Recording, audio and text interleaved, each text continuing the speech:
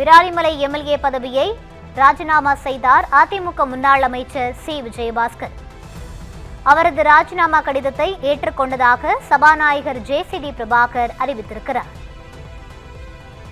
MLA பதவியை ராஜினாமா செய்த நிலையில் சி விஜயபாஸ்கர் கட்சியிலிருந்தும் விலகுவாரா என்ற கேள்வி பலரிடையே எழுந்திருக்கிறது.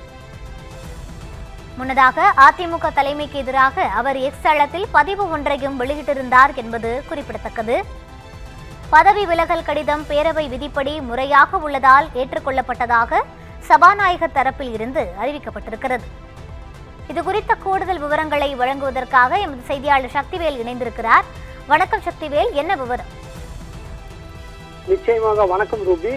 அதிமுக பொதுச் செயலாளர் எடப்பாடி பழனிசாமியை முன்னாள் அமைச்சர் விஜயபாஸ்கர் மறைமுகமாக விமர்சித்துள்ளார். குறிப்பாக இந்த விமர்சனமானதெல்லாம் எப்போது நடந்தது என்றால் 4ஆம் தேதி சட்டப்பேரவை தேர்தல் அறிவித்ததற்கு பிறகு அதிமுக பொதுச் செயலாளர் எடப்பாடி பழனிசாமிக்கு எதிராக எஸ்பி வேலுமணி தரப்பு எம்எல்ஏக்கள் பிரிந்து சட்டப்பேரவையில் தாவேகாவிற்கு ஆதரவு அளித்ததை தொடர்ந்து அதிமுகவில் இபிஎஸ் ஒரு அணியாகவும் எஸ்பி வேலுமணி அணி இரண்டாவது அணியாகவும் 2 அணிகளாக பிரிந்து செயல்பட்டு வந்தனர். இந்த நிலையில் சட்டமன்ற உறுப்பினர்களாக அதிமுகவில் உள்ளவர்களுக்கும் எடப்பாடி பழனிசாமி அவர்களுக்கும் கட்சியின் உட்கட்சி பூசலான விரோதமாக தொடர்ச்சியாக நடந்து வந்தது. இதனிடையே அதிமுகவில் இருந்த பல எம்எல்ஏக்களும் முன்னாள் அமைச்சர்களும் தாவேகாவில் இணையக்கூடிய அந்த சூழலும் ஏற்பட்டது.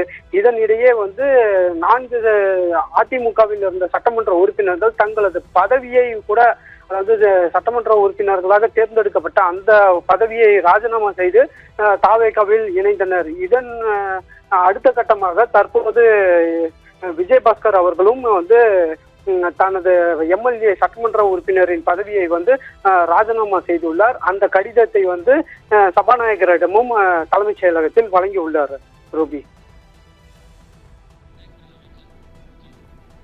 விரிவான விவரங்களை வழங்கியமைக்கு நன்றி சக்திவேல்.